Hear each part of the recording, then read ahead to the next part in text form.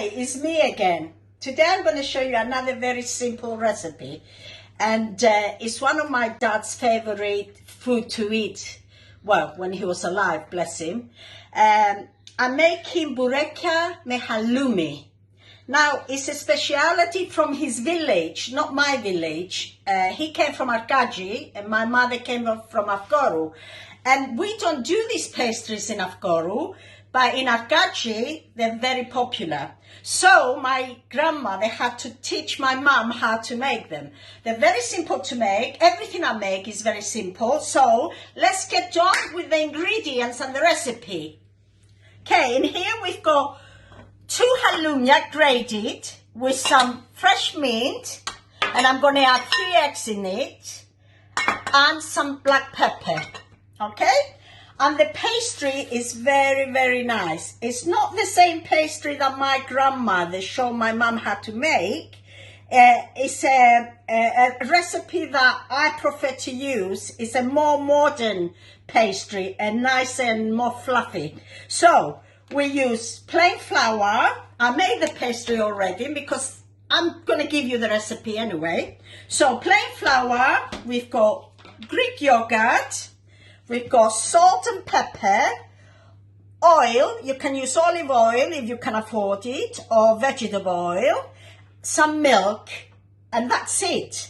And here we've got some egg, that's for later to glaze the pastries.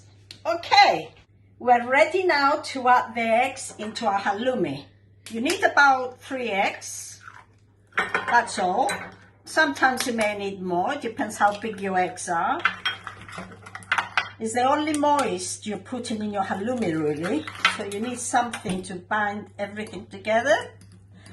Just mix it like that, lightly, until it's well combined. And the mint smells delicious. I love the smell of mint, especially fresh mint. If you don't have fresh mint, use dry mint, by the way, mint.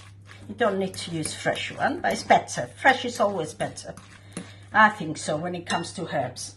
Right, I started already rolling my pastry. I'm very happy with this pastry. It's really soft. Yeah. Try and roll it as thin as possible, and always put a little bit of flour underneath, like that, so it doesn't stick. Now, my mum used to just cut little balls of pastry and do them individual, but I prefer the easy way. I get a saucepan, a teacup saucepan, and I just cut the shapes I want, like that, yeah? And because pastry shrinks again, try to roll it again to make it thinner and bigger. All I need to do now is add a tablespoon full of, maybe a bit more, depends how generous you are, like that. Fold the pastry over to create a half moon, like that. And then with the back of the fork, press the pastry around the edge to seal it.